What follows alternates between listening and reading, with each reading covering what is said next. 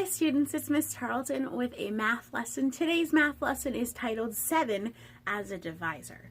So in order to get ready for that, let's go ahead and let's go through our 7 division tables. Alright, here we go. 0 divided by 7 equals 0. 7 divided by 7 equals 1. 14 divided by 7 equals 2. 21 divided by 7 equals 3. 28 divided by 7 equals 4. 35 divided by 7 equals 5. 42 divided by 7 equals 6. 49 divided by 7 equals 7. 56 divided by 7 equals 8. 63 divided by 7 equals 9. 70 divided by 7 equals 10. 77 divided by 7 equals 11. 84 divided by 7 equals 12. And those are our 7 divisions tables, where 7 is our divisor, the number that we are dividing by. So we're taking our dividend and we're dividing it by 7.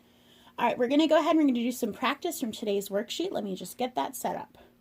All right, students, so we are going to work through a couple of division problems and then a couple of solving equation problems. There are a few more on this worksheet. Number 1, for example, is filling in all of the missing information that goes over our 7's times tables.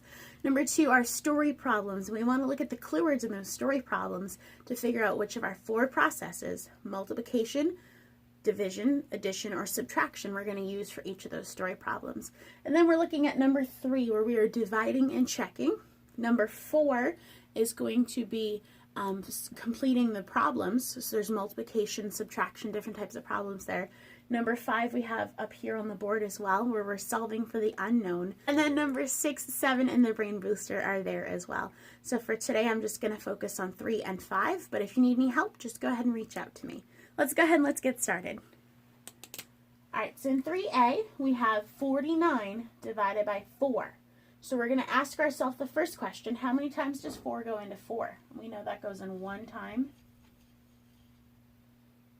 Then we multiply. 1 times 4 equals 4. Now we subtract. 4 minus 4 is 0. Compare, 0 is less than 4, and bring down the 9. And we begin right at the beginning of our division process again. So 9 divided by 4 equals 2. Good job, scholars. 2 times 4 equals 8.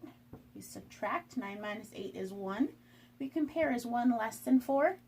Is there anything to bring down? Nope. So 1 becomes my remainder. 12 remainder 1. And to check a division problem, we multiply. So we're going to multiply 12, which is my quotient, times 4, my divisor, and add my remainder of 1. So 2 times 4 equals 8. 1 times 4 equals 4. Add that remainder of 1, and we get 49, which matches. Good job. All right, 3B, we have 40 divided by 6. So we're going to ask ourselves, how many times does 6 go into 4? Oh, it doesn't, so let's put a 0 there, or you could put an X. How many times does 6 go into 40, scholars? 6 times. Here we go. 6 times 6 equals 36. We subtract. 40 minus 36 is 4. Is 4 less than 6? Awesome. Is there anything to bring down? Nope. So 4 becomes my remainder.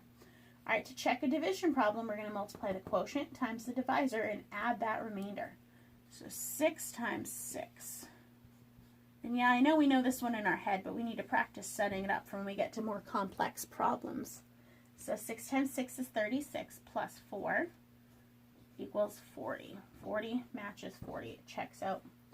All right, so moving on to number 5. Let me make sure you guys are seeing this marker okay. Yeah, it looks pretty good.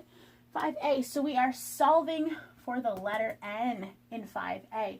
So first thing we learned is we need to solve what we can automatically do and just bring everything else. It'll follow. So 7 times 6, scholars, is 42. Good job. Come on, marker, cooperate. 42. And everything else comes down. The N plus 6 comes down. Now to get N by itself, we have to do the opposite of adding 6. So what are we going to do? That's right, we're going to subtract 6. And whatever we do to one side of the equation, we have to do to the other side of the equation. So the plus 6 and the minus 6 cancel, and I'm left with just N equals 42 minus 6. 41, 40. 39, 38, 37, 36. equals 36 is what I got for an answer. So to check my answer, I'm going to take 36 and put it in the place of n in the original equation. So let me copy that down here under my check. 36, because that's what I got for n, plus 6 equals 7 times 6. 36 plus 6 is 42. 7 times 6 is 42. They match. Big old check mark. Awesome job. All right, we're going to move on to 5B. I think that marker will hold for one more problem. So 5B. Again, we want to start on which side? The side with the letter or the side we can solve first? That's right, the side we can solve first. So we know 2 times 3 equals 6. And everything else just comes down. Equal sign x minus 1. All right, to get x by itself, I have to do the opposite of subtracting 1. So I'm going to add 1. That's right. So whatever I do to one side, yeah, this marker is almost done. I have to do to the other side as well. So the minus 1 and the plus 1 cross out, and I'm left with just x equals 6 plus 1, which is 7. So I have x equals 7 for my answer. Now to check that, I need to put 7 in x's spot in the original equation. So let's copy that original equation down here under my check, but put 7 in place of where I see x. So 7 minus 1 equals 2 times 3. Now we just solve. 7 minus 1 is 6. The equal sign comes down. And 2 times 3 is 6. 6 and 6 equal each other. That checks out. And that was just a quick overview on today's lesson, 7 as a divisor. If you have any questions, definitely feel free to reach out, scholars. Otherwise, you have a fantastic day, and I'll see you later. Bye!